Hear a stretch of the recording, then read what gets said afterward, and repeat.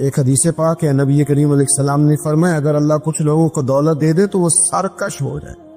ہاں کچھ لوگ ایسے ہیں جن کے پاس اگر دولت ہو تو عیاش ہو جائے، یعنی وہ کیا کچھ کر لا، ہر ایک کے لیے اچھی نہیں ہوتی. قارون کو دولت مل گئی، اتنا بڑا خزانہ تھا اس کے پاس کہ قرآن کہتا ہے کہ جماعت مل کے صرف خزانے کی چابیاں اٹھاتی. یعنی یہ معاذ اللہ کوئی گھپ نہیں، یہ قرآن مجید نے بیان فرمایا کہ ایک جماعت مل کے صرف خزانے کی. تو حضرت سیدنا موسیٰ علیہ السلام نے کہا زکوٰۃ دو. زکوٰۃ کے معاملے میں لوگ ہیلو حجت سے کام لیتے، غریب ہو جاتے، اور کچھ ایسے ہیں جو مسائل جاننے لاتے ہیں تو اب انہوں نے ایک اور معاملات کرنے شروع کر دی. اگر گھر کے اندر 10 تولے زیور پڑا ہے تو 5 تولے کا اماں کو مالک بنا دیا، 5 کو بیوی کو مالک بنا دیا، تاکہ سارے 7 تولے کی کوئی بھی مالک نہ رہے.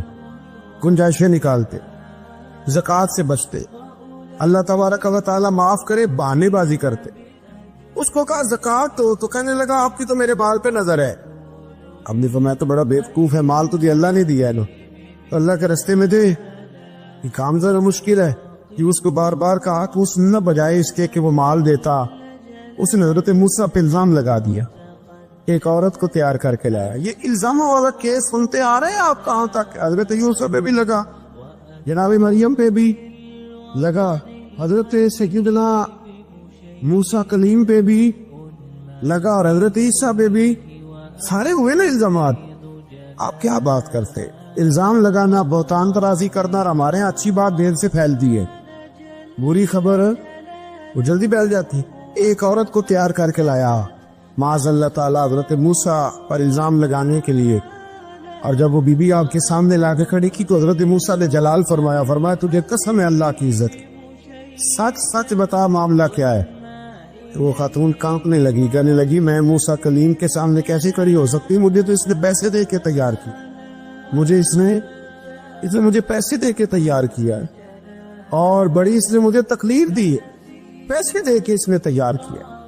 یہ جب کہا تو حضرت موسیٰ علیہ السلام رونے لگے کہ تو سارا کچھ کرتا پر میری سفید چادر پہ داغ تو نہ لگانے کی کوشش کر. اب رونے لگے. اب یقین کریں لوگ تکلیف دیتے ہیں، بازو کا ایسی بات کرتے ہیں جس کا کوئی وجود نہیں ہوتا، اور آپ کو نہ کردہ گناہ کی سوال کا جواب دینا پڑ جائے کتنی مشکل ہوتی ہے. یعنی جو کام آپ نے کیا نہیں، اگر اس کام سے سوال پوچھا جائے تو کتنا مشکل اور کٹھن مرحلہ ہوتا ہے. تو یہ کچھ لوگ کر دیتے ہیں لیکن وہ سمجھتے نہیں. کلیم تھے نا اللہ کے، بڑا جگرا ہے نا، لیکن رو پڑے، کہنے لگے تجھے ایسا نہیں کرنا چاہیے. کہنے لگے اللہ اب اسے سزا دے. اور رب کریم نے اس کے سارے ساز و سامان سمیت اسے زمین میں دھنسا دیا. وہ زمین میں غرق ہو گیا اپنے خزانے سمیت. اپنے دل میں تکبر نہ آنے دے میرے بھائی. اسی طرح سے کچھ لوگوں کو دولت کا بہت ہی تکبر ہے، دولت کا بہت ہی تکبر ہے. میاں صاحب نے کہا تھا دانش مندہ دا کم ناہی دل دولت نہ لانا، اس بوٹی تے کئی خاون کیتے تو جو کیتا سو کھانا. یہ تو کبھی اس کے پاس ہوتی ہے کبھی اس کے پاس ہوتی ہے. میرے نبی کریم علیہ وآلہ وسلم نے ارشاد فرمایا جس نے دولت کا پیچھا کیا اس نے تو اپنی دین کو نقصان پہنچایا. حضرت ام ربیہ ایک خاتون گزری ہیں، بڑی نیک اور پرہیزگار تھی، اللہ سے بہت ڈرنے والی. ان سے کسی نے کہا زندگی میں انقلاب کیسے آیا؟ تو کہنے لگی میرے والد نے، میں ایک معزز اور شریف خاندان سے تعلق رکھتی تھی تو میرے باپ نے میرا نکاح کر دی. جس آدمی کے ساتھ میرا نکاح ہوا بہت مالدار تھا، اللہ نے اسے بڑا نوازا تھا، لیکن جتنا اس کے پاس دولت تھی اس سے زیادہ بڑھ کر اس کے پاس دولت کا تکبر تھا. چھت پہ میں اور میرا شوہر بیٹھے تھے تو ایک غریب آدمی نے دروازے پہ آ کے دستک دی. اس نے کچھ مانگا تو میرے شوہر نے کہا خو کہ لوگ کس قدر پریشان کرتے، کھانے کے وقت بھی آ جاتے، سونے کے ڈانٹ تو اس کو.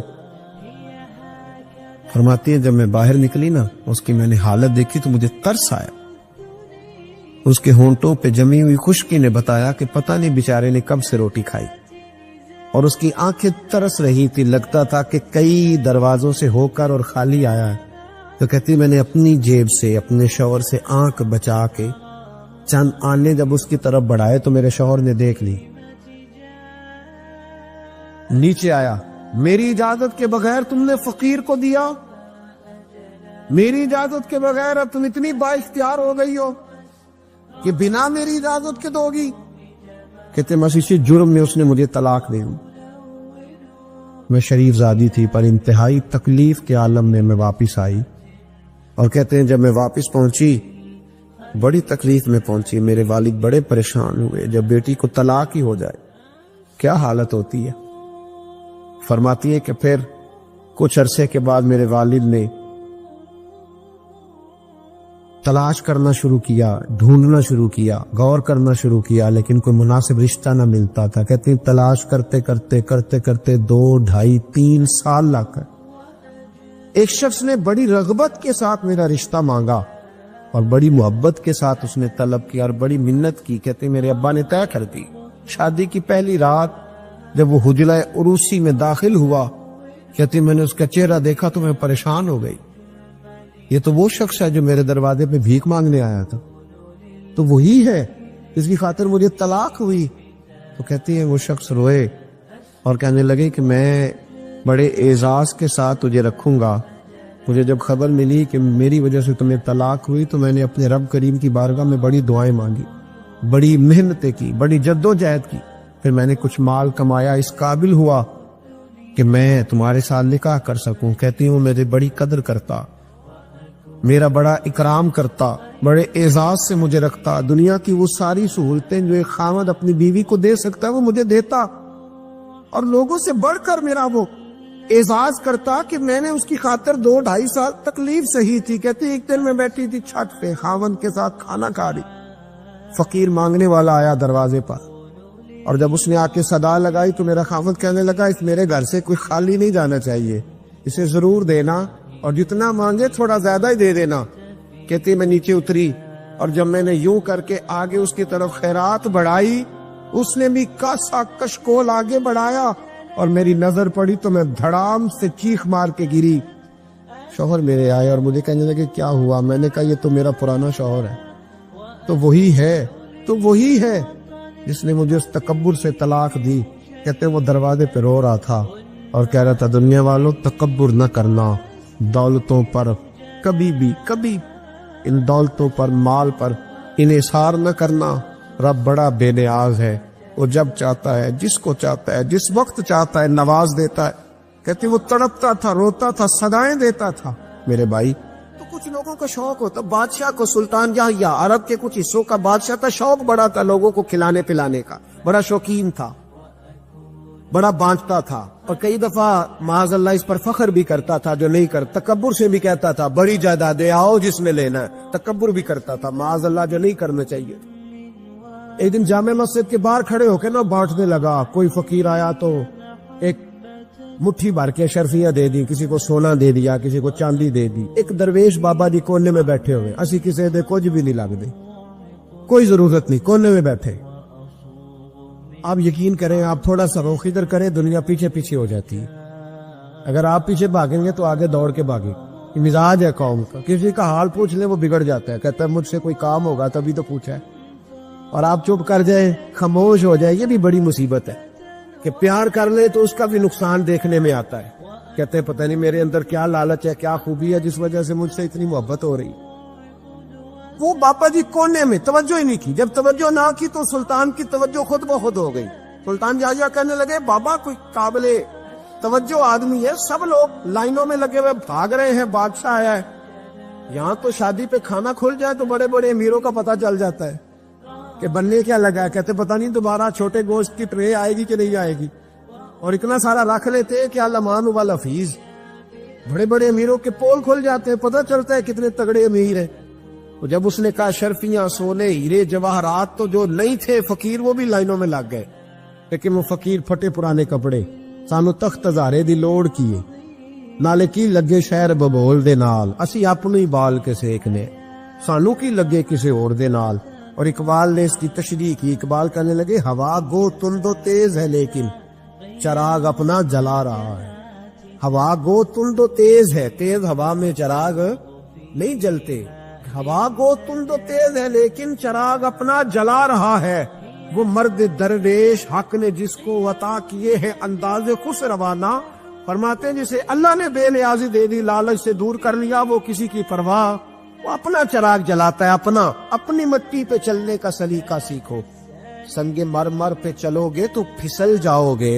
وہ بابا بیٹھا ہے تو بادشاہ کہنے لگا اسے بھی بلاؤ. بابے کو بلایا، کہنے لگا تجھے کچھ نہیں چاہیے؟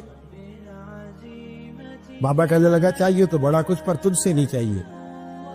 کہا کس سے چاہیے؟ فرمایا اس سے چاہیے جو دے کے حساب نہیں پوچھتا، بغیر حساب دیتا ہے، اس سے چاہیے. کہنے لگا نہیں، دروازہ کھلا ہے، تو بھی لے لے. بابا کہنے لگا میں لے تو لوں پر تو دے کچھ نہیں نہ سکتا. بادشاہ کو غصہ آیا، اکڑ تھی، تکبر تھا. کہنے لگا تو کیوں نہیں میں دے سکتا، تو سوال کر. تو بابے نے ساتھ والے فقیر سے لکڑی کا کالا پیالہ پکڑا. ہوتے نا فقیروں کے پاس لکڑی کا کالا پیالہ، تو کہا لو دے دو کچھ. اس نے فوری طور پر سونے کی اشرفیاں مٹھی بھری اور لکڑی کے پیالے میں ڈالی. اب جب پیالے میں ڈالی تو کڑ کڑ کی آواز تو آئی، پر پتہ نہیں وہ کدھر گئی ساری اشرفیاں. دوسری مٹھی ڈالی تو پھر کڑ کڑ کی آواز آئی، پر اشرفیاں کدھر گئیں کوئی پتہ نہیں چلا. تیسری، چوتھی، پانچویں، بابے کا پیالہ خالی کا خالی. 2 دفعہ بھی، 4 دفعہ بھی. یہ بادشاہ لوگ ضدی ہوتے ہیں، مولتے نہیں جلدی، کیونکہ انہیں کسی نے بتا دیا ہوتا ہے نا سارا کچھ تم ہی ہو، اڑ جاتے. ہاں جو جس منصب پہ بھی بادشاہ ہوتا ہے اڑ جاتا ہے. اس نے کہا میں بھی ضدی ہوں، پیالہ بھر کے چھوڑنا ہے. ایک بوری منگا لی، دوسری منگا لی، تیسری منگا لی. بابا خوش ہے، مطمئن ہے، چلو ڈالو، تم نے کہا تھا ملیں گی. اب وہ مٹھی ڈالتا، کبھی اشرفیاں، کبھی ہیرے، کبھی چاندی، پر پتہ نہیں کدھر جاتی. بالآخر آہستہ آہستہ بیک ہونے لگ گیا. وزیر کہنے لگا بادشاہ پیچھے سے بوریاں ختم ہو گئی ہیں، اب نئی منگانے لگیں گی، پیچھے کوئی چیز بھی نہیں، ختم ہو گیا سارا کچھ. انسان کسی کو کیا دے سکتا ہے؟ کیا ہاں وہ انسان بڑا نوازتے ہیں جن کے پاس خزانے بھی اللہ کے دیے ہوئے ہوتے ہیں، وہ نوازتے ہیں لوگوں، وہ نوازتے. کہا تو کیا دے سکتا ہے؟ بادشاہ جب تنگ آ گیا نا بادشاہ، تو گھوڑے سے نیچے اتر آیا اور بابے کے پیروں میں بیٹھ کے کہنے لگا بابا یہ پیالہ ہے کس بلا کا نام؟ نیچے کون سا کنواں ہے کہ جو کنواں جو نیچے گراتا ہی جاتا ہے اور جو بھرتا ہی نہیں ہے؟ تو اب بادشاہ کا ہاتھ رکا تو بابے نے پیالہ چھوڑ دیا اور بڑا قیمتی لفظ کہا. بابا کہنے لگا بادشاہ یہ انسانی خواہشات کا پیالہ ہے، یہ انسان کی خواہشوں کا پیالہ ہے، یہ لالچ کا پیالہ ہے، یہ کبھی بھر سکتا. انسان کبھی کہتا ہے یا اللہ اپنا مکان دے دے، بڑا راضی ہو، اسے اپنا مل جاتا ہے، پھر کہتا ہے نہیں سوسائٹی میں ہونا چاہیے. قطب الاقطاب حضرت خواجہ قطب الدین بختیار کاکی رحمت اللہ علیہ فرماتے ہیں حضرت خواجہ معین الدین چشتی رحمت اللہ علیہ کی خانقاہ میں بیٹھا تھا. اچانک ایک تاجر، ایک دنیا دار شخص آیا. حضرت خواجہ معین الدین چشتی رحمت اللہ تعالی علیہ کے سامنے بیٹھے ہوئے آپ کے ایک مرید شیخ علی علیہ رحمہ جن کا نام تھا، ان کی طرف وہ تاجر تیزی سے بڑھا اور شیخ علی کا گریبان پکڑ لیا. میرے پیسے کب دو گے اور کتنے وعدے کرو گے؟ لاؤ میری رقم واپس کرو. حضرت خواجہ معین الدین چشتی رحمت اللہ علیہ ساری صورتحال سے بے خبر تھے. جلدی سے اٹھے اور اٹھ کر کے اس تاجر سے کہا کہ معاملہ کیا ہے، بات کیا ہے؟ کہ حضور بہت عرصے تھے آپ کے اس مرید شیخ علی نے میری رقم دینی ہے اور واپس نہیں کرتا. خواجہ صاحب علیہ رحمہ نے شیخ علی کی طرف دیکھا اور فرمایا یہ معاملہ کیا ہے؟ عرض کی حضور غریب ہوں، کمزور ہوں، تنگ دست ہوں، قصدن ایسا نہیں کر رہا، اس سے کچھ مہلت لے چکا ہوں، وہ ختم ہوئی، اب اور مہلت کا سوالی ہوں اور یہ مجھے مہلت دینے کو تیار نہیں ہے. خواجہ اجمیر علیہ رحمہ نے اس تاجر کی طرف دیکھا اور فرمایا غریب ہے، مجبور ہے، اس وقت تنگ دست ہے، اس کو کچھ مہلت دے دو، یقیناً تمہاری رقم لوٹا دے گا. اس نے حضرت خواجہ علیہ رحمہ کے ساتھ بھی توہین آمیز لہجہ معاذ اللہ اختیار کیا. ابھی لے کر کے جاؤں گا، پوری رقم لے کر کے جاؤں گا، ورنہ نہ صرف یہ کہ اسے رسوا کروں گا بلکہ میں اسے بازاروں میں کھینچوں گا. خواجہ قطب علیہ رحمہ فرماتے ہیں جتنے لوگ وہاں بیٹھے تھے ان سب کی طرف جب شیخ علی دیکھتے تو کمزور پڑتے، روتے. میرے پیر بھائیوں کے بیچ آ کر سرعام اتنے لوگوں میں میری اتنی رسوائی کر ڈالی. خواجہ اجمیر نے اپنی اس مرید کی آنکھوں میں جب آنسو دیکھے تو بڑا ہی دل نرم ہوا. اس کو کہا کچھ مہلت دے دے. اس نے کہا نہیں مجھے تو ابھی اپنی رقم چاہیے. خواجہ صاحب رحمت اللہ علیہ نے زمین پر چادر بچھائی چند سکے جیب سے کیا نکالے تھے کہ اللہ تبارک و تعالیٰ نے بھرے خزانوں سے دولت عطا فرما دی. یہ تمہاری رقم اٹھاؤ اور لے جاؤ. تمہیں فقیروں کو اس طرح رسوا نہیں کرنا چاہیے تھا. تمہیں خانقاہوں میں بیٹھے ان سادہ اور کمزور لوگوں کے ساتھ یہ رویہ روا نہ رکھنا چاہیے تھا. یہ کہا. اس شخص نے پیسے اٹھانے شروع کیے اور اٹھاتے اٹھاتے نا جب اس کی نظر زیادہ مال پہ پڑی تو کچھ زیادہ پیسے بھی اٹھا لیے. ذرا نظر بچا کے دیکھتا کہ خواجہ صاحب دیکھ تو نہیں رہے, کچھ زیادہ رقم ہتھیائی اور وہ چلتا بنا. حضرت خواجہ علیہ رحمہ نے شیخ علی کو تھپکی دی. فرمایا اللہ نے تمہاری عزت رکھی, پر ایک بات میری یاد رکھنا, جب بھی بھروسہ کرنے کو دل ہوا, جب بھی کسی طرف سہارا ڈھونڈنے کا دل ہوا تو یا خدا کی طرف دیکھنا یا محمد مصطفیٰ کی طرف دیکھ صلی اللہ علیہ وسلم. یہ کیا درویشوں کا کیا کام کہ وہ دنیا داروں سے پیسے لے اور دنیا داروں کے ساتھ معاملات کرے. تمہاری یہ روش اچھی نہیں, لیکن اللہ نے تمہارا وقار رکھا. خواجہ قطب کہتے ہیں وہ بات تو ختم ہو گئی, لیکن شیخ علی کے چہرے پر کئی دنوں تک افسردگی رہی. وہ ان سب لوگوں کو پلٹ پلٹ کے دیکھتے جن کے سامنے آ کے اس نے گریبان پکڑا تھا تو بیچاروں کی طبیعت بگڑتی, دل پہ افسوس ہوتا. اس کو ایسا نہ کرنا چاہیے تھا, میری غریبی کا یوں مذاق نہ اڑاتا. کہتے ہیں چند ہفتے گزرے تو اس تاجر کو ہم نے دوبارہ خواجہ صاحب کی خانقاہ میں داخل ہوتے دیکھا, لیکن اب کہ وہ بڑا ہی پریشان آیا, اب کہ وہ بڑا ہی افسردہ آیا. اب کہ وہ آیا تو ہانپتا کامتا تڑپتا آیا. چادر بڑی ساری اوڑھ رکھی ہے. آتے ہی حضرت خواجہ کی خدمت میں بیٹھا, تڑپ کے رونے لگا. کہنے لگا اجمیر کے بادشاہ, بھول گیا تھا, معافی ہو سکتی ہے, غلطی ہو گئی تھی, درگزر کا سوالی بن کے آیا ہوں. عطائے رسول ہند الولی غریب نواز رحمت اللہ تعالی علیہ فرمانے لگے, پہیلی نہ بجھا, جو بات ہے اس کو کھول کر کے بیان کر. فقیر تیری ہر بات سننے کو اور درگزر کرنے کو تیار ہے. اس نے اپنا ہاتھ چادر کی اوٹ سے نکالا تو کہنے لگا حضور خشک ہو گیا, اٹھتا ہی نہیں. حضور تکلیف میں ہوں, آزمائش میں ہوں. ہوا دراصل یہ تھا کہ میں نے نا وہ میں نے سکے اٹھاتے اٹھاتے نا آپ سے نظر بچا کے کچھ زیادہ اٹھا لیے تھے, تو آپ کی ناجائز دولت, میں نے آپ کی دولت کو ناجائز حاصل کر لیا تھا. تو حضور اس سبب سے میرا ہاتھ چھال ہو گیا, مجھے اتنے لینے چاہیے تھے جتنے میرے بنتے تھے, میں نے ناجائز پیسے لے لیے. خواجہ اجمیر فرمانے لگے دنیا دار ہے تو ابھی تک دنیا داری میں ہی اڑا ہوا ہے. تو دنیا دار ہے تو ابھی تک تیرا خیال سکوں میں, پیسوں میں, دھیلوں اور اشرفیوں میں اڑا ہوا ہے. فرمانے لگے مجھے پتا تھا تو زیادہ اٹھا رہا ہے, لیکن فقیر کے پاس جو خزانے ہیں وہ اس کے ذاتی نہیں, وہ رب کریم کے دیے ہوئے ہیں. اللہ کے خزانوں میں سے کوئی لے گیا تو لے گیا, لیکن تو یہ کیا سمجھتا ہے کہ زیادہ سکے اٹھانے کی وجہ سے تیرا ہاتھ چھال ہوا ہے؟ یہ اس لیے تیرا ہاتھ خشک ہو گیا ہے کہ تو نے ایک فقیر اور درویش کو بھرے مجمع کے اندر رسوا کر ڈالا تھا. تیرا زیادہ پیسے لینے کی وجہ سے ہاتھ کمزور نہیں پڑا, بلکہ وہ جو تو نے اس غریب کے گلے میں ہاتھ ڈالا تھا اور اسے رسوا کر ڈالا تھا, تو کیا سمجھتا ہے وہ لاوارث ہے؟ اگر وہ کمزور ہے, تنگ دست ہے, تو بندہ تو رب کریم کا ہی ہے نا. جو تاجر, سیٹھ, نواب اور ذمہ دار کا رب ہے, غریبوں کا بھی وہی رب ہے, ان مسکینوں کا بھی وہی رب ہے, ان کمزوروں کا بھی وہی رب ہے. کہنے لگا حضور معافی کا سوالی ہوں. فرمایا اٹھ کے جا اور بھرے مجمع میں جا کے ایک دفعہ اس درویش سے معافی مانگ, مجھے امید ہے عرش کا رب تیرے سارے گناہ معاف فرما دے گا. ایک دفعہ معافی مانگ لے, جا سوال کر لے. وہ شیخ علی کے سامنے آ کے کھڑا ہوا, وہ کہنے لگا اگر آپ معاف کر دے تو میری تکلیف دور ہو جائے گی. شیخ علی کی آنکھوں میں چھم چھم آنسو برسے. کہنے لگا آپ نے معاف کیا کہ نہیں کیا؟ کہنے لگے یار تو تاجر ہے, تو ذمہ دار ہے, تیرے دل میں پتہ نہیں کیا تصور ہے, پر میں نے تو معاف کرنا ہی ہے, اس لیے کہ نہ میں تاجر ہوں, نہ میں ذمہ دار ہوں, نہ میں دنیا دار ہوں, میں تو غریب نواز کا ماننے والا ہوں. میری مجبوری ہے کہ جس شخص کا میں نوکر ہوں نا, اس نے سکھایا ہی معاف کرنا ہے. اس کے در دولت پہ میں رہتا ہوں, انہوں نے درگزر کرنا سکھایا ہے. ادھر جب معافی ہوئی تو خواجہ اجمیر نے تھپکی بھی دی, دعا بھی فرمائی, رب کریم نے شفا عطا فرما دی.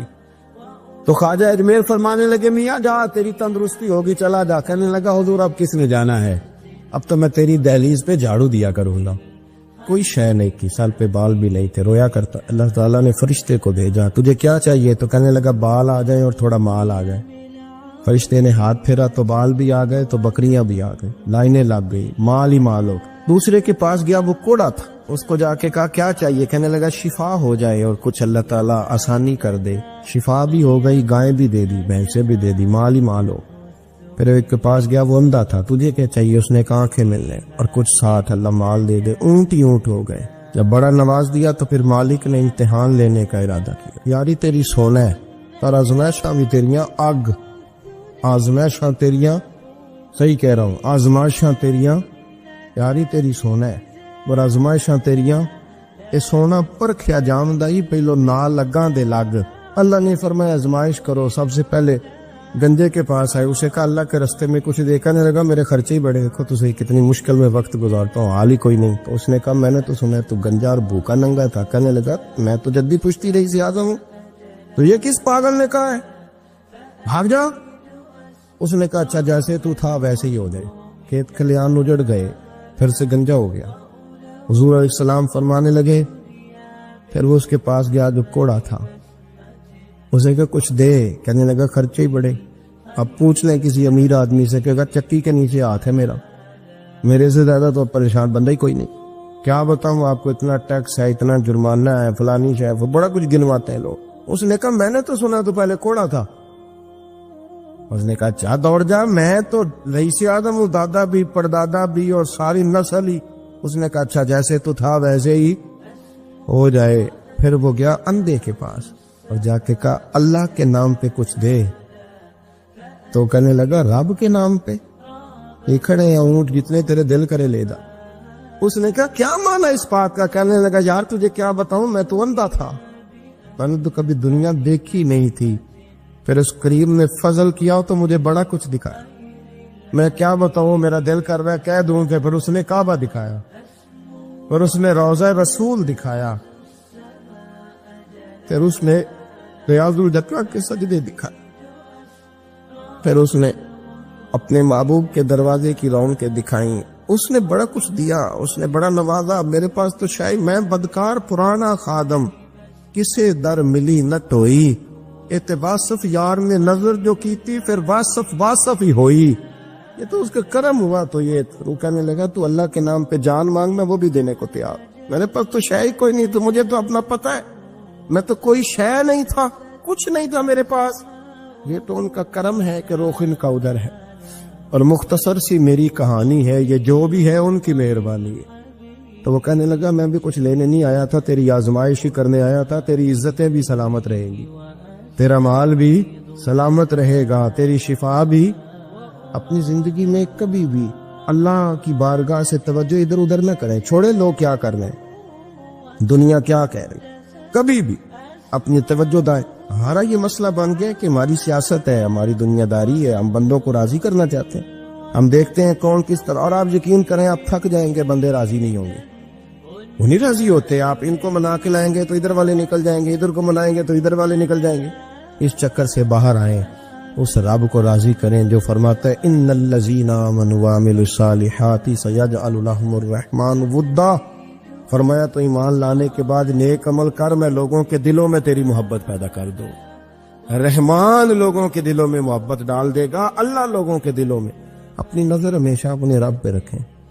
اتنی لمبی چوڑی دنیا داروں سے امیدیں نہ وابستہ کریں. میں نے دیکھا ہے لوگ کا سالیسی کرتے ہیں, کبھی اس کے دروازے پہ کبھی اس کے دروازے پہ. ان چکروں سے باہر آئیں اور اپنے رب کی بارگاہ کی طرف توجہ کریں. استغفار شوق سے پڑھا کریں. اور اکیلے میں نا, اکیلے میں رئیس المتکلمین مولانا نقی علی خان صاحب رحمۃ اللہ نے لکھا ہے کہ فرعون 500 سال حکومت کر گیا. فرماتے اصل وجہ یہ تھی کہ دنیا جب سو جاتی تھی نا تو اوپر چادر لے کے تو مصلے پہ بیٹھ جاتا تھا اور ہاتھ باندھ کے کہتا تھا رب تو ہی ہے, میرا پردہ نہ کھولنا, مالک تو ہی ہے, کرم نوازی کرنا, میری پکڑ نہ کرنا.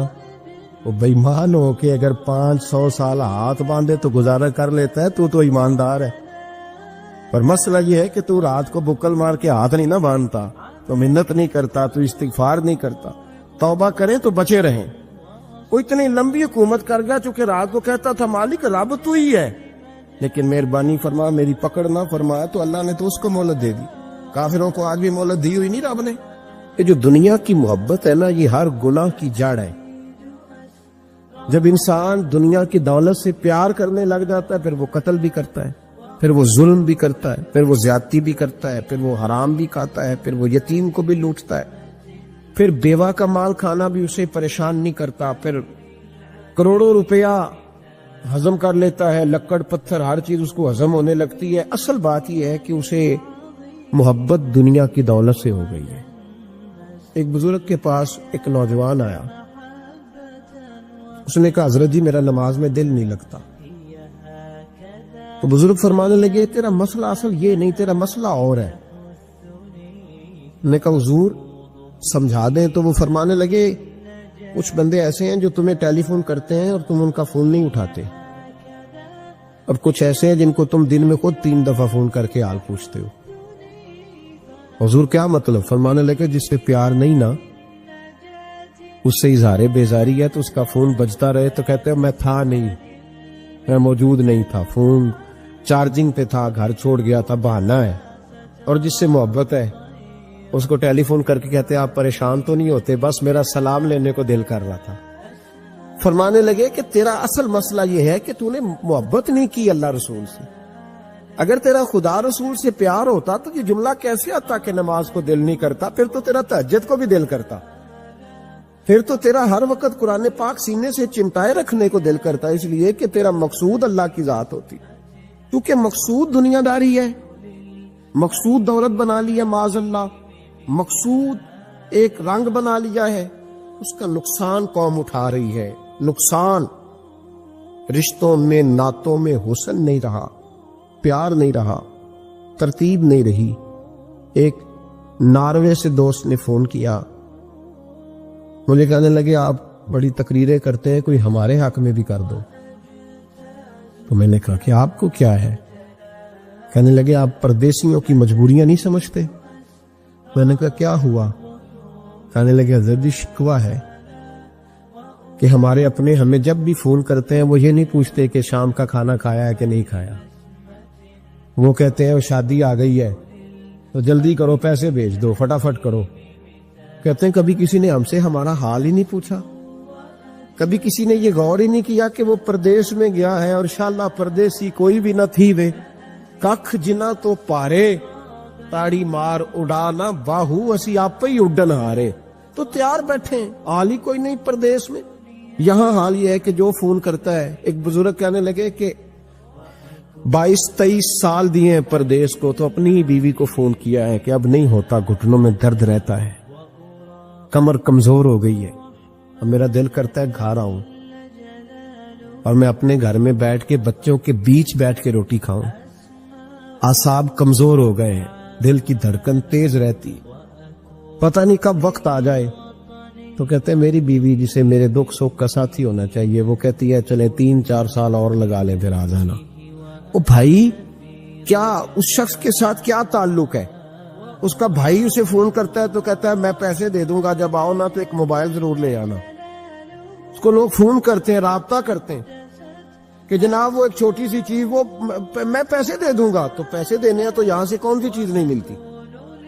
صرف فرمائشیں، لوگوں کے ساتھ تعلق صرف جیب کا، رشتہ صرف جو ہے وہ تعلق صرف اس چیز کا کہ وہ آدمی ایک ATM مشین ہے تو فٹافٹ کارڈ ڈالو تاکہ آپ کے حصے کے پیسے نکل آئیں۔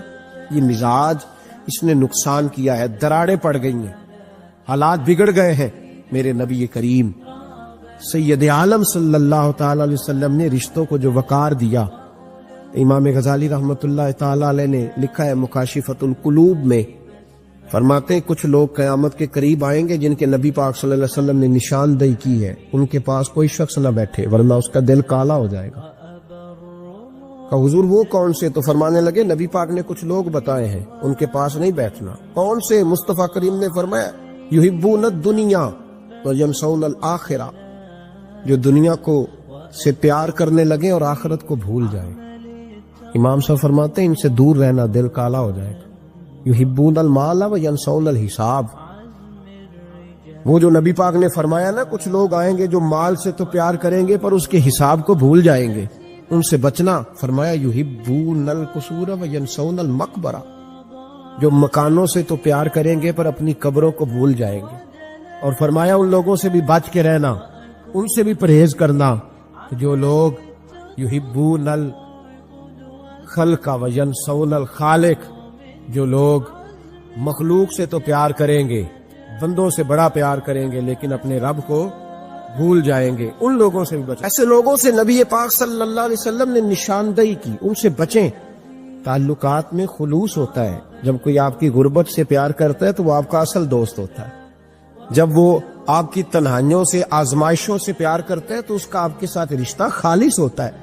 جو آدمی دولت کو دیکھ کر پیار کرے اور دولت کو دیکھ کر آپ کے ساتھ وابستگی کا اظہار کرے تو اس شخص کا پیار سیدھا سیدھا میرے رسول پاک سید عالم صلی اللہ علیہ وسلم نے ہمیں استغنا کا حکم دیا ہے، بے نیازی کا۔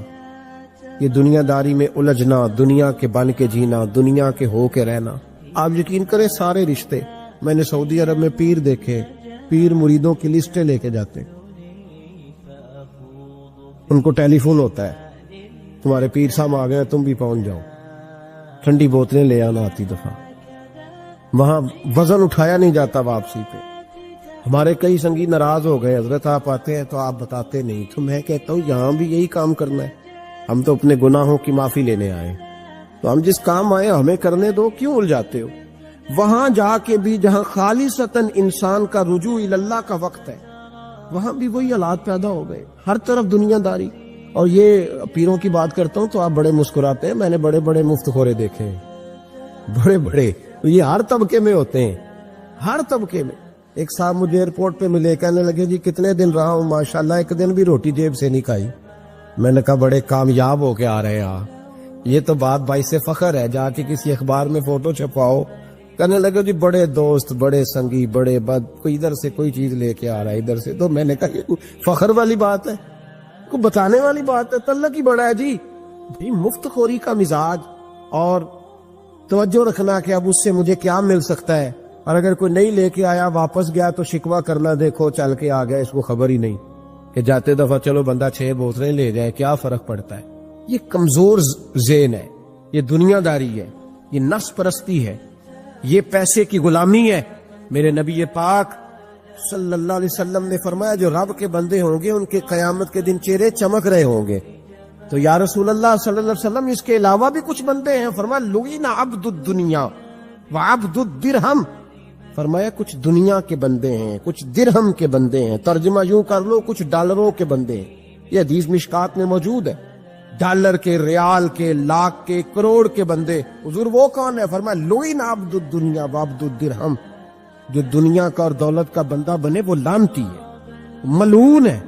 یہ خدا کا بندہ رہا ہی نہیں، یہ پیسوں کا بندہ بن گیا ہے، دولت کا بندہ بن گیا ہے، اس کا معیار بدل گیا ہے۔ حضرت سالم بن عبداللہ بن عمر، حضرت عمر فاروق کے پوتے تھے، کعبے کا طواف کر رہے تھے، طواف مکمل ہوا، 8واں استلام کر کے مقام ابراہیم کے پاس نماز پڑھنے لگے تو خلیفہ وقت کا آ گیا، گورنر، السلام علیکم کے بعد اس نے فوراً بات چھیڑی، کہنے لگا حضور کوئی حکم ہو تو بتائیے گا۔ تو آپ کہنے لگا تو بڑا ہی بیوقوف ہے یار، تجھے کس نے گورنر بنایا؟ بڑا تو بیوقوف ہے، تجھے تو سلیقہ ہی نہیں بات کرنے کا۔ حضور کیا ہوا؟ فرمانے لگے خدا کے گھر میں آ کے اور کعبے کے سامنے کھڑے ہو کے میں بندوں سے سوال کروں، یہاں آ کے بھی بندوں سے مانگوں، تو بڑا ہی بیوقوف ہے۔ سامنے اس کا گھر ہے، سامنے اس کا گھر ہے بیت اللہ اور حجر اسود اور مقام ابراہیم اور مقام ملتزم، اور یہاں بھی میں بندوں سے مانگوں؟ کہتا ہے مجھے بھی کبھی کسی نے ڈانٹا نہیں تھا، میرے بھی پیروں تک پسینہ نکل گیا، تو میں مسجد الحرام سے باہر نکل کے، یوں سمجھ لیں کہ جب لوگ باب عبدالعزیز سے یا باب فہد سے باہر آ جاتے ہیں، کہتے ہیں باہر نکل کے نا میں کھڑا ہو گیا، میں نے کہا چلو فارغ ہو کے آتے ہیں تو بات کرتا ہوں۔ حضرت فارغ ہو کے آئے تو میں نے کہا حضور اب تو بیت اللہ صاحب نے نہیں، اب بھی کوئی سوال کرے؟ تو فرمانے لگے اچھا ضروری ہے؟ کہا حضور ضروری ہے۔ تو فرمانے لگے چل پہلے بتا تجھ سے دین مانگوں کہ دنیا مانگوں، بول۔ تو کہنے لگا حضور میرے پاس تو دنیا ہی ہے، دین تو آپ کے پاس ہے۔ جب یہ جواب دیا تو حضرت سالم چلنے لگے اور چلتے چلتے فرمانے لگے جا اپنا کام کر، دنیا تو میں نے اس سے کبھی نہیں مانگی جس نے دنیا بنائی ہے، میں نے اس سے نہیں کبھی مانگی، تو تو کیا حیثیت رکھتا ہے؟ میں نے تو اس سے بھی جب بھی مانگا ہے یا اس کا قرب مانگا ہے یا اس کے رسول کی غلامی مانگی ہے۔ فرعون نے معجزات پیش کرنے کے لیے کہا تو حضرت موسیٰ علیہ السلام نے اپنا عصا زمین پہ ڈالا، اپنا عصا، اپنی چھڑی، اپنا ڈنڈا زمین پہ ڈالا تو وہ ایک واضح اژدہا بن گیا۔ پھر حضرت سیدنا موسیٰ علیہ السلام نے اپنا ہاتھ گریبان سے نکالا تو وہ دیکھنے والوں کے لیے روشن ہو گیا، ہاتھ کے اندر نور پیدا ہو گیا۔ یدے بیضا لیے بیٹھے ہیں اپنی آستینوں میں۔ فرعون کے سرداروں نے حق کو قبول کرنے کی بجائے اسے جادو قرار دے دیا اور کہا کہ یہ تمہیں اپنے ملک سے نکالنا چاہتا ہے۔ انہوں نے کہا اس معاملے کو ذرا ڈھیل دو اور جادوگروں کو جمع کرو۔ جادوگر آئے، انہوں نے فرعون سے کہا کہ ہم حضرت موسیٰ کے مقابلے میں جادو تو دکھائیں گے معاذ اللہ، لیکن اگر ہم غالب آ گئے تو پھر ہمارا انعام کیا ہوگا؟ سودا پہلے طے کر رہے ہیں، کیا انعام ملے گا؟ اس نے کہا کہ اگر تم غالب آ گئے تو میں تمہیں اپنا قریبی بنا لوں گا۔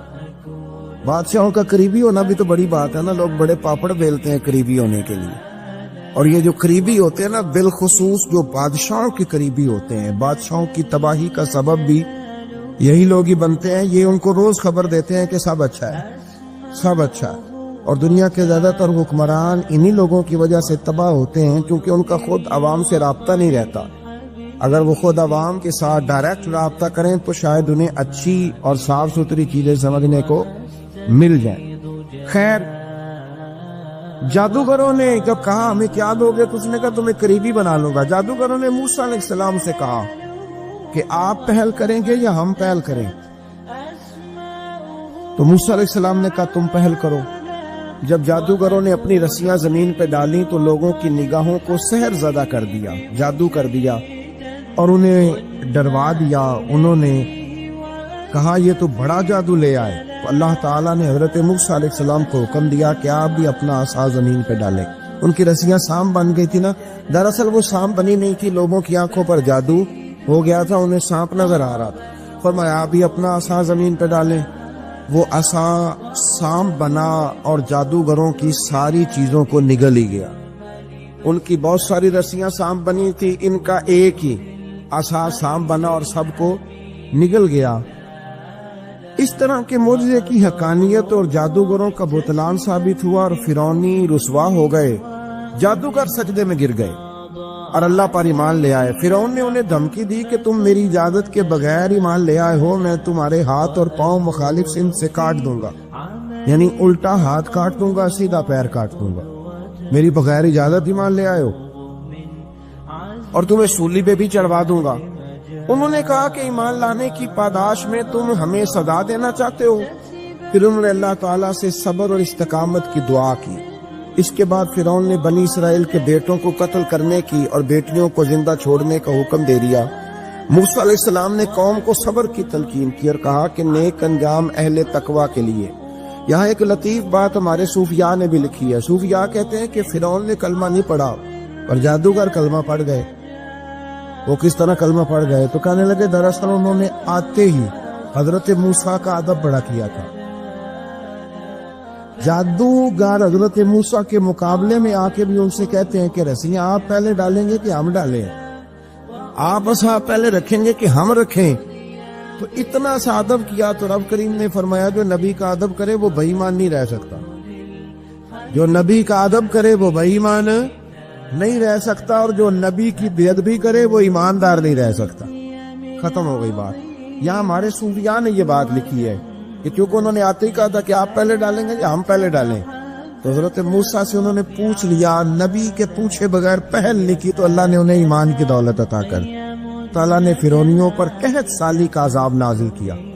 فرعونیوں کا طریقہ یہ تھا کہ اچھائی کو اپنا کمال گردانتے تھے، کہتے تھے یہ ہماری طرف سے، اور برائی کو معاذ اللہ بدشگونی کے طور پر موسیٰ علیہ السلام کی طرف منسوب کرتے تھے، کہتے تھے معاذ اللہ آپ کی وجہ سے یہ سارا کچھ ہو رہا ہے۔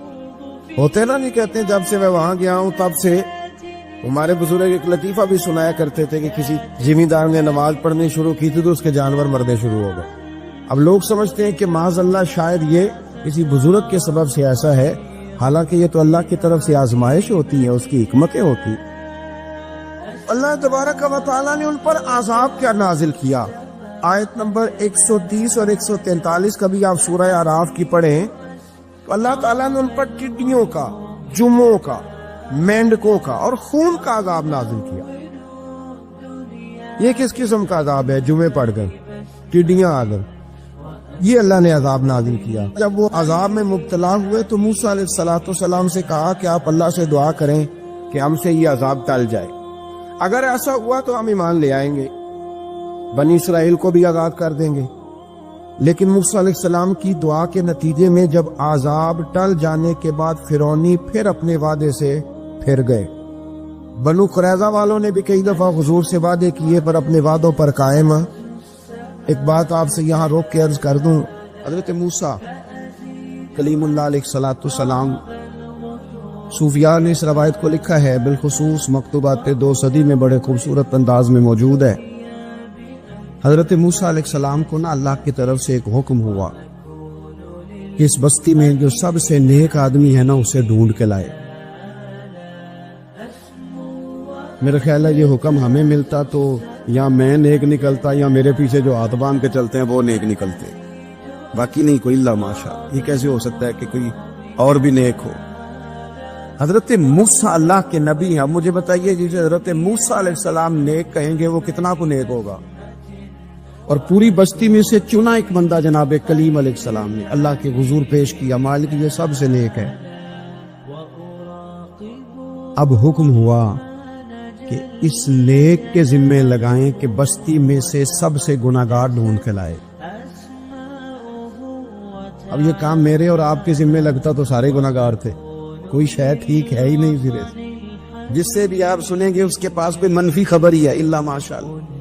جو سب سے گناہگار ہے اسے ڈھونڈ کے لائیں۔ تو حضرت کلیم علیہ السلام نے حکم دیا، فرمایا بھائی تم نہ بستی میں سے سب سے گناہگار بندہ ڈھونڈ کے لاؤ۔ تو اس نے عرض کی حضور یہ کام بڑا مشکل ہے، میں نہیں کر سکتا، میرے والا نہیں۔ فرمایا نہیں آپ نہیں کرنا ہے۔ جب حکم سنا تو عرض کرنے لگے پھر مجھے 3 دن کی مہلت دے دے۔ کہا دے دی 3 دن کی مہلت۔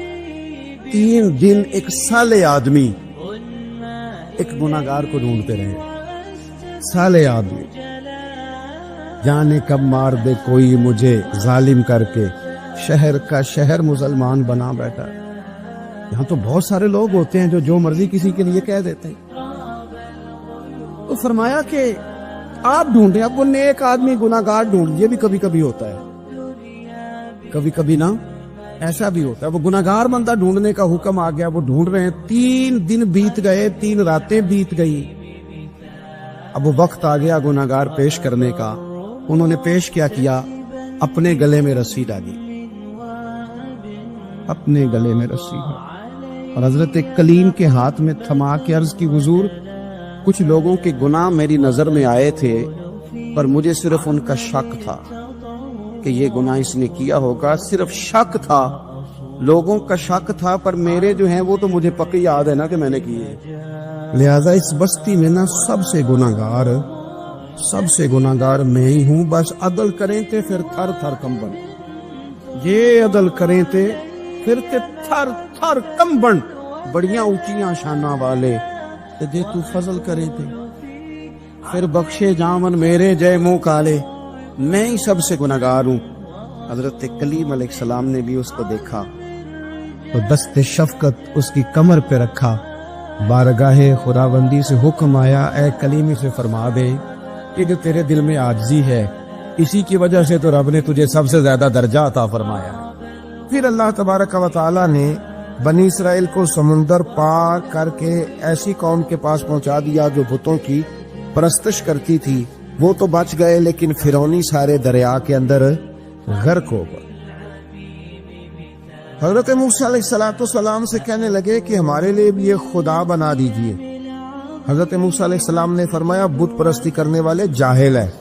یہ بت پرست قوم کے پاس جب گئے نا بنی اسرائیل والے، بت پوچھتے ہوئے دیکھا تو کہنے لگے ہمارے لیے بھی سامنے بنا کے رکھ دو۔ فرمایا یہ تو جاہل ہے، تم انہیں دیکھ کے اثر قبول کر رہے۔ اور اپنی جاہلیت کے باعث یہ ہلاک ہونے والے بھی ہیں۔ پھر اللہ تعالیٰ نے بنی اسرائیل پر اپنی نعمتوں کا ذکر فرمایا، اور موسیٰ علیہ السلام نے اپنی قوم میں ہارون علیہ السلام کو اپنا جانشین فرمایا اور کوہ طور پر تشریف لے گئے۔ اللہ نے فرمایا وہاں آ جائے، میں آپ کو تورات عطا کرتا ہوں۔ 40 دن کا یہ عرصہ تھا۔ موسیٰ علیہ السلام نے وہاں پہ جا کے، وہ سارا واقعہ بھی انہی آیات میں ہے کہ حضرت موسیٰ نے عرض کیا تھا کہ رب ارنی، یا اللہ میں تجھے دیکھنا چاہتا ہوں، تو فرمایا لن ترانی، تو نہیں دیکھ سکتا۔ وہ بھی یہاں اللہ نے ذکر فرمایا۔ پھر اللہ تعالیٰ نے اپنی ایک تجلی جب کوہ طور پہ ڈالی تو حضرت موسیٰ علیہ السلام داب نہ لا سکے اور بے ہوش ہو گئے، اور پہاڑ بھی ریزہ ریزہ ہو گیا۔ اس کا ذکر بھی اللہ نے انہی آیات میں فرمایا۔ آیت نمبر 144 سے 155 تک حضرت موسیٰ علیہ السلام کو رسالت عطا کرنے، کلیم اللہ کا منصب عطا کرنے، تورات عطا کرنے کا ذکر ہے۔ آگے چل کے بتایا کہ جو متکبر لوگ ہیں نا، وہ آیات الہیہ سے منہ پھیرتے، اور جو لوگ اللہ کی آیات اور قیامت کو جھٹلاتے ہیں، ان کے اعمال باطل ہیں۔ پھر موسیٰ علیہ السلام کے کوہ طور پر قیام کے عرصے میں بنی اسرائیل کے زیورات سے پچھڑا بنا کر اسے معبود بنانے کا ذکر ہے۔ ان میں ایک جادوگر تھا سامری، سنا ہے سلالہ میں اس کی قبر ہے۔ حضرت موسیٰ کوہ طور پہ چلے گئے تو اس نے پیچھے سے نا سونے کا ایک بچڑا بنا لیا، اس میں سونے کی تاریں اس کے منہ میں لگائیں، ہوا چلتی تھی تو بجتی تھی۔ اتنے کمزور عقیدے کی یہ قوم تھی کہ انہوں نے فٹافٹ ماننا شروع کر لیا، فٹافٹ ماننا، کہنے لگے یہ ٹھیک ہے۔ چنانچہ موسیٰ علیہ السلام جب واپس آئے تو قوم پر غصے اور افسوس کا اظہار فرمایا اور کہا میرے پیچھے تم نے ایسا برا کام کیا ہے۔ انہوں نے تورات کی تختیاں بھی زمین پہ ڈالیں اور اپنے بھائی ہارون علیہ السلام کا سر پکڑ کے اس سے جواب طلبی کی۔ انہوں نے کہا اے میرے ماں جائے، بڑے خوبصورت لفظ ہے قرآن پاک، اے میرے ماں جائے، اے میرے بھائی، قوم نے مجھے بے بس کر دیا اور قریب تھا کہ یہ مجھے قتل بھی کر دیتے۔ اب آپ مجھ پر سختی کر کے دشمنوں کو ہنسنے کا موقع نہ دیں، کبھی بھی دشمنوں کو اپنے اوپر ہنسنے کا موقع نہ دینا چاہیے۔ پھر آیت نمبر 151 میں موسیٰ علیہ السلام کی دعا اور کلمات استغفار کا ذکر ہے۔ آگے چل کے بتایا کہ غصہ ٹھنڈا ہونے پر موسیٰ علیہ السلام نے تورات کی تختیوں کو اٹھایا، جن کی تحریر میں اللہ سے ڈرنے والوں کے لیے ہدایت اور رحمت کی بشارت تھی۔ آیت نمبر 156 سے لے کر 158 تک میں موسیٰ علیہ السلام کی دعا کا ذکر ہے، جس میں انہوں نے اپنی قوم کے لیے اللہ تعالیٰ سے دنیا اور آخرت کی بھلائی مانگی۔ اللہ تعالیٰ نے فرمایا یہ کامل نعمت میں ان لوگوں کو عطا کروں گا جو ایمان کے ساتھ تقوی بھی اختیار کریں گے، یہ انہیں ملے گی نعمت، اور پھر وہ زکوٰۃ دیں گے اور اس عظیم رسول یعنی نبی کریم صلی اللہ تعالی علیہ وآلہ وسلم کی وہ پیروی کریں گے۔ اپنے ذہن میں تہیہ کرے اب ہم نے بدل جانا ہے۔ شوگر ہو جائے تو بدلنا پڑتا ہے، اللہ معاف کرے چینی چھوڑنی پڑتی ہے، من پسند مٹھائیاں چھوڑنی پڑتی ہیں، بدلنا پڑتا ہے۔ بلڈ پریشر ہو جائے تو یارو بدلنا پڑتا ہے۔ اگر انسان کو خدا نہ خواستہ کوئی مرض لگ جائے تو بدلنا پڑتا ہے۔ اولاد پیدا ہو جائے تو بدلنا پڑتا ہے۔ گھر میں بیٹیاں پیدا ہو جائیں تو بوڑھے باپ کو بدلنا پڑتا ہے۔ بال سفید آ جائیں تو پھر بھی تو بدل جانا چاہیے نا۔ انسان کی عمر 40 سال ہو جائے تو پھر بھی تو بدل جانا چاہیے۔ شب برات پہ توبہ کرے تو پھر بھی تو بدل جانا چاہیے۔ اب بدل جائیں، اب ہم بدل جائیں۔ اب نہ درد ہوتی ہے، گاڑی میں بیٹھے تو کمر پہ درد ہوتی ہے، اب ہم بدل جائیں۔ اب لوگ بتاتے ہیں تیرے بال سفید ہونے لگ گئے، اب ہم بدل جائیں۔ اب لوگ ہمیں کہتے ہیں بچے جوان ہو گئے، اب ہم بدل رہے نا یارو۔ اب لوگ ہمیں کہتے ہیں کہ اوہو اب تو آپ اٹھتے وقت زمین پہ پہلے ہاتھ رکھتے ہیں پھر اٹھتے ہیں، اب بدل نہ جائیں۔ اب محسوس ہوتا ہے کہ نیند گہری نہیں آتی، محسوس ہوتا ہے کہیں کہیں جسم میں تکلیف ہے، اب بدل نہ جائیں۔ اب نہ کئی کلاس فیلو چلے گئے دنیا چھوڑ کے، بدل نہ جائیں۔ اپنے بہن بھائیوں میں سے کئیوں کا جنازہ پڑا، بدل نہ جائیں۔ ہم میں سے کئیوں نے ماں باپ دفن کر دیے، پھول ڈال دیے قبروں پہ، بدل جائیں۔ اب وقت تھوڑا رہ گیا، اب کچھ تبدیلی کی طرف آئیں، اب توبہ صحیح والی کر لیں، اب استغفار دل سے پڑھ لیں، اب تبدیل ہو جائیں، اب اپنے اندر باہر کچھ تبدیلیاں لائیں، اب اپنے ظاہر اور باطن کو سنواریں۔ اب اللہ رسول کی بارگاہ میں جانا ہے نا تو کہیں ایسا نہ ہو شرم آئے حضور کے سامنے کھڑے ہوتے، حیا آئے نبی کریم کی بارگاہ میں کھڑے ہوتے، اب کچھ تبدیلی لائیں۔ آج ارادہ کریں کہ آج جو توبہ کریں گے وہ صحیح والی کریں گے، آج جو وہاں استغفار کریں گے اللہ کے حضور حاضر ہو کے تو وہ صحیح والا کریں گے، اب کچھ تبدیلی کا مزاج لائیں۔ اور پھر ایک اور بات بھی عرض کروں، ہمارے ذاتی تعلقات سارے دھوکہ ہیں، ہماری جیبوں میں مال سارا دھوکہ ہے، ہمارے بلند و باغ دعوے سارے دھوکہ ہیں، ہمارے بڑے بڑے رتبے سارے دھوکہ ہیں۔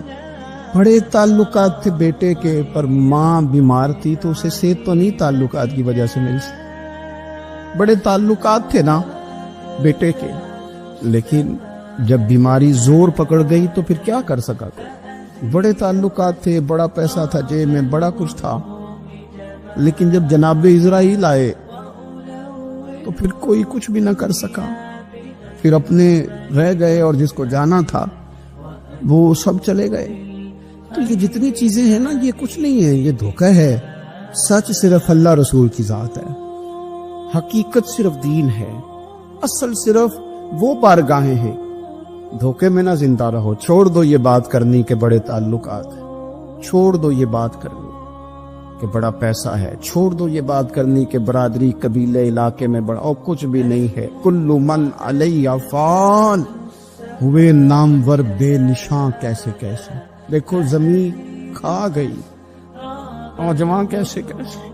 میں مولانا نورانی کی قبر پہ کھڑا تھا تو میں کہہ رہا تھا مقدور ہو تو خاک سے پوچھوں کہ اے لئیم تو نے وہ گنج ہائے گرا مایا کیا کیے؟ اتنے بڑے لوگ تو لے گئے، اتنے بڑے لوگ، اتنے بڑے لوگ قبروں میں کدھر گئے؟ سلطان محمود غزنوی کہاں ہیں؟ شہاب الدین غوری کہاں ہیں؟ وہ لوگ جو میدانوں میں آ کے صرف ان کا نام لیا جاتا تھا تو دنیا کانپ جاتی تھی، وہ کہاں گئے؟ اٹھ گئے سب لوگ، چلے گئے، ختم ہو گیا معاملہ۔ وقت اب ہماری طرف بڑھ رہا ہے، اب تیزی ہے، اب پیغام اجل آیا، کئی ہمارے ارد گرد سے اٹھا کے لے گیا، اب ہمیں بھی تو واپس لوٹنا ہے نا، تو کچھ تیاری کر لیں، کچھ ارادہ کر لیں۔ اور بارگاہ رب رسول کی اس طرح کی ہے کہ بس جانے کی دیر ہے، بس صرف جانے کی دیر ہے، صرف جانے کی۔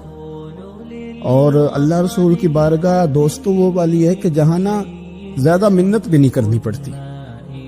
وہ جو 4-5 لوگ تھے نا مکہ مکرمہ میں، انہوں نے بہت ہی اسلام کی مخالفت کی حد کر دی تھی، ان کے لیے حکم ہوا تھا جہاں ملے قتل کر دو۔ اکرمہ تھے، ابن قتل تھے، کچھ اور لوگ تھے، تو پتہ ہے ان کو کسی نے مشورہ کیا دیا تھا؟ کسی کافر نے مشورہ دیا، پر پتہ صلاح کیا دی تھی؟ اس نے کہا تھا تم نے بڑی زیادتیاں کی ہیں، بڑے بے ادب ہو، کسی صحابی کے قابو نہ آنا، مار دیے جاؤ گے، اپنی خطاؤں کے سبب سے تم مار دیے جاؤ گے، لیکن اگر کسی طریقے چھپتے چھپاتے رسول پاک کی بارگاہ میں پہنچ جاؤ نا، اگر وہاں کسی طریقے چلے جاؤ۔ ہم نے پوچھا معافی کیسے مانگیں گے، منہ کیسے دکھائیں گے، ہم نے اتنے ظلم کیے، اتنی زیادتیاں کی، کیسے معافی مانگیں گے؟ تو کہنے والے نے کہا کہ نہیں کچھ نہیں، تم بس کہہ دینا ہم آ گئے، اس سے زیادہ تو بات ہی کوئی نہیں، اتنا ہی تو صرف کہنا ہے آ گئے، اور نہ آتے تو جاتے بھی کہتے، بس تم اتنا کہہ دینا ان العبد اذا اعترف ثم تاب تاب اللہ علیہ۔ نبی کریم علیہ السلام نے فرمایا بندہ جب آ کے کہتا ہے نا یا اللہ میں بھول گیا تھا، غلطی ہو گئی، ان العبد اذا اعترف، مان ڈو گیا ہوں، غلطی ہو گئی، جب کہتا ہے نا میں بھول گیا، ثم تاب، پھر وہ توبہ کرتا، تاب اللہ علیہ، اللہ دیر کرتا ہی نہیں، فوراً توبہ کو قبول فرما لیتا۔ ہمارے ہاں نا کچھ لوگ تو طبعاً سخت ہیں، اللہ معاف فرمائے، اور کچھ رد عمل کے طور پر سخت ہو گئے، کچھ باتیں دلوں میں بیٹھ گئی ہیں جنہوں نے طبیعتوں کو سخت کر دیا۔ کبھی کہیں آپ بہو سے کہ چلو بوڑھی ساس سے اگر کبھی کوئی بات سخت نکل گئی ہے تو معاف کر دے، وہ تیار نہیں ہوتی، وہ کہتی ہے تمہیں پتہ نہیں میرے ساتھ کیا کچھ ہوا۔ کبھی ساس سے کہا جائے نا چلو بھول گئی تھی بچی تو آپ درگزر کر دیں تو کہتے تمہیں پتہ نہیں میرے اندر سختی کتنی آ گئی ہے، دکھ کتنے بیٹھ گئے۔ ہم نا طبیعتوں میں سختی کر بیٹھے، ہمارے دل دھڑکتے ضرور ہیں لیکن صرف اپنے بچوں کے لیے، ہمارے سینوں میں درد اٹھتا ضرور ہے لیکن صرف اپنوں کے لیے۔ ہم نے نا 2 4 5 6 باتیں جمع کر کے ان پر پورا ذہن بنا کے سخت ہو گئے ہیں، طبیعتیں سخت ہیں، دل سخت ہیں۔ میرے نبی پاک صلی اللہ تعالی علیہ وسلم نے فرمایا، یہ حدیث مسلم شریف میں موجود ہے، فرمایا جنت میں وہ لوگ داخل کیے جائیں گے جن کے دل چڑیوں کی طرح نرم ہیں، نرم دل کے لوگ، معاف کر دینے والے، جلدی مان جانے والے۔ ایک صاحب تھے اپنے بھائی سے ناراض ہو گئے اور انہوں نے رشتے سے انکار کر دیا، پہلے ان کے بیٹے کی وہیں پہ نسبت تھی، انکار کر دیا۔ کئی لوگوں نے ان سے کہا، میں نے بھی کہا، تو وہ کہنے لگے پیر صاحب عزت بڑی کرتا ہوں آپ کی لیکن میں مرد ہوں، ایک دفعہ نہ کر دوں تو پھر ہاں نہیں کیا کرتا۔ تو میں نے اس صاحب سے کہا، میں نے کہا یوں نہ کر، اگر صبح قیامت تیرے بارے میں کوئی سخت فیصلہ آ جائے اور رب کو منانا ہو کسی مقام پر تو کیا کہے گا؟ بہانے بنا بنا کے ہم سخت ہو گئے، دل اتنے سخت پتھر کر لیے، میں فلاں ہوتا ہوں جی، میں نہیں دوبارہ کسی کی سنتا۔ اور خدا کے بندو، میرے نبی پاک علیہ السلام نے فرمایا مومن تو اس طرح ہوتا ہے جس طرح اونٹ کے ناک میں نکیل ہوتی ہے، بٹھا دو تو بیٹھ گیا، اٹھ جاؤ تو اٹھ گیا۔ اور حضور نے فرمایا وہ لوگ جو بہت بد اخلاق ہیں، جھگڑالو ہیں، فسادی ہیں، سخت دل ہیں، وہ لوگ جنت میں نہیں جائیں گے۔ جو جھگڑے کرتے پھرتے ہیں جھگڑالو لوگ ہیں۔ عزیز دوستو، اپنی زندگی کے اندر طبیعت میں نرمی، اگر طبیعت نرم ہو گئی نا جی، مزاج میں نرمی آ گئی تو پھر آپ محسوس کریں گے کہ آپ معاف کرتے بھی جلدی ہیں اور معافی دیتے بھی جلدی ہیں۔ پھر آپ کے تعلقات بچیں گے، آپ کی نسبتیں بچیں گی، آپ کے بہت سارے رشتوں میں قربت آئے گی، ٹوٹیں گے نہیں۔ ایک تو دل نرم کرے، کسی شخص کے بارے میں دل میں کوئی بات ہے تو اسے معاف کریں اور معافی دے۔ کچھ لوگ بالکل ٹھیک ٹھاک ہوتے ہیں، کوئی ناراضگی نہیں ہوتی، لیکن آپ نے بچی کی شادی کا کارڈ دیا نہیں تو اور ناراض ہو جاتے، اور پھر آپ سمجھا رہے ہیں، قائل کر رہے ہیں، وہ تیار ہی نہیں ہے قائل ہونے کو۔ سنو اور اس حدیث کو یاد رکھنا، نبی پاک صلی اللہ تعالی علیہ وسلم نے فرمایا جس کے پاس اس کا بھائی عذر لایا، بھائی معافی مانگنے آیا اور پھر اس نے معاف نہ کیا، اللہ کے حبیب فرماتے میرے حوض کوثر پہ نہ آئے۔ تو سخت ہو کے بیٹھ گیا، تو کہتا ہے میرے سے پہلے سنے، میں آپ کو بتاؤں اس نے میرے ساتھ کیا کیا۔ اور ٹھہر جا، اگر حساب کتاب کے بعد معافی والا اصول رکھ لیا جائے کہ پہلے حساب کتاب ہوگا، غلطیوں کا مداوع ہوگا، پھر معافی ہوگی، تو یہی حساب اگر رب کریم بندوں کے ساتھ کرے تو پھر میں اور آپ کدھر جائیں گے؟ تو اس سادی بات پہ آ جاؤ نا، تو 2 جملوں میں حضور نے سمجھائی ہے، فرمایا تم رب کے بندوں کو معاف کر دو، اللہ تمہیں معاف کر دے گا۔ تو آج کی شب سے پہلے، آج کے دن سے پہلے، رمضان مبارک کے تشریف لانے سے پہلے اپنی طبیعت کے اندر ایسا ذوق لائیں، ایسی طبیعت لائیں کہ ہم نے معافی دینی بھی ہے اور معافی لینی بھی ہے۔ بعض اوقات ہم رسم ادا کرتے ہیں شب برات سے پہلے، یہ سوشل میڈیا پہ چل گیا، فلانے کو فلان کہہ دیا، اگر کوئی کبھی ہوئی نا تو معاف، ایسے تو نہیں نا معافیاں ہوتی۔ ہمیں پتہ ہوتا ہے ہم سے کون ناراض ہے، ہمیں خبر ہوتی ہے ہم نے کس کو تکلیف دی، ہمیں پتہ ہوتا ہے کس نے ہمارے لہجوں سے پریشانی پائی ہے، کون ہے جو ہماری وجہ سے اذیت کا شکار ہے، تو اس سے جا کے معافی مانگے، تو یہ چیزیں معافی کا سبب بن جائیں گی۔ حضرت مصعب ابن عمیر بڑے مالدار تھے اور بڑے مہنگے جوڑے پہنتے تھے، پھر اللہ نے کرم کیا اور حضور کی غلامی میں آ گئے۔ میں حضرت مصعب ابن عمیر کو پڑھ کے نا ایک جملہ میں نے نیچے لکھا ہے، میں نے کہا اس کا مطلب ہے کہ سوٹوں میں، کوٹھیوں میں، گاڑیوں میں سکون نہیں، سکون تب بھی ہے جب ضمیر مطمئن ہو جائے۔ مالدار آدمی تھے پر یہاں پھٹے پرانے کپڑوں میں آ گئے، اس لیے کہ وہاں سب کچھ تھا، دل مطمئن نہیں تھا۔ تو پہلے حبشہ گئے ہجرت کر کے، پھر مکے واپس آئے، نوجوان آدمی، بوڑھا آدمی نہیں، جوان۔ نبی پاک صلی اللہ علیہ وسلم نے ڈیوٹی لگائی، فرمایا مدینے مجھ سے پہلے جاؤ، جا کے تبلیغ کرو۔ یہ وہاں گئے، کسی کے گھر میں، حضرت اسد بن زرارہ رضی اللہ تعالیٰ عنہ کے گھر میں ڈیرا لگایا۔ وہاں بنی ظفر کا ایک گھر تھا، ایک حضرت اسد بن زرارہ کا، وہاں تبلیغ کرتے، دین بتاتے۔ जवान आदमी और अमीर आदमी, मिन्नत करने की क्या जरूरत है? किसी की मिन्नत करने की क्या जरूरत है? पर दरवाजे रसूल पे आए ना। हैदर शाह इस गली कदे ना रुलदी, पर हुण ते रुल गईयां।